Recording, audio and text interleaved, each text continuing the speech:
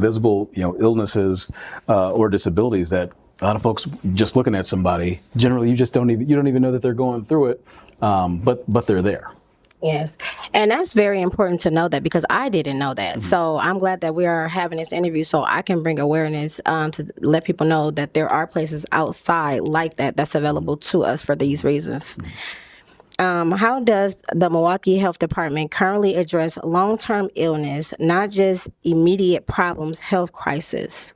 Yeah, the Milwaukee Health Department is a phenomenal, outstanding resource for people in the city of Milwaukee to go to in order to get access to the care that they need, and not just the care that they need, but I mean sometimes there are going to be areas in which the health department itself is not the subject matter expert, but can help to direct citizens in Milwaukee to other providers, other health agencies that can help citizens with the issues that they may be facing. So it's an incredible resource, is what I'm trying to say, for people in Milwaukee to have access to, that can point them in the directions that they need or help them solve the problems that they may have themselves. And again, that is so great, because there's so many jewels here in Milwaukee, Wisconsin that we don't know about unless we speaking to people like you.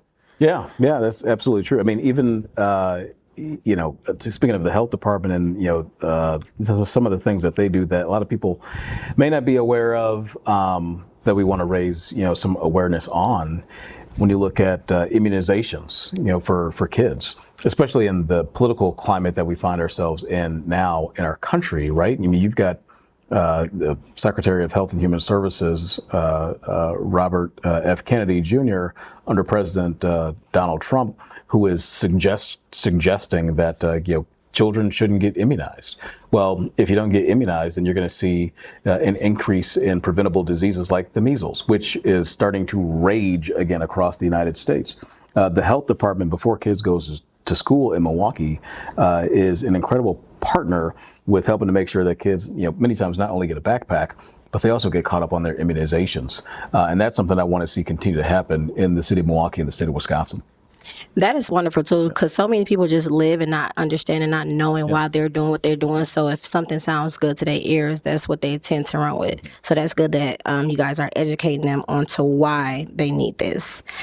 What steps are being taken to ensure early diagnosis and access to care in undeserving communities? Yeah, that's actually a great question, and one that I actually just had a conversation on just the other day, especially as it relates to a public health issue that has been paramount in Milwaukee over the course of the last number of years. I referenced this in the last conversation as it relates to lead exposure, and especially for kids. So in Milwaukee, because we've got an older housing stock, we're working to improve some of that in our year of housing initiatives here, but we still do have an older housing stock, which means that some of those properties will have lead-based paint. And by and large, that is the primary source for lead exposure, poisoning for kids in Milwaukee. But you asked a question about how do we essentially work in a preventative sort of manner. And on this issue of highest importance, especially for kids under 6 years old who are most susceptible to lead poisoning, what we do in Milwaukee is via our health department, tell families here to make sure that kids get tested on an accelerated schedule.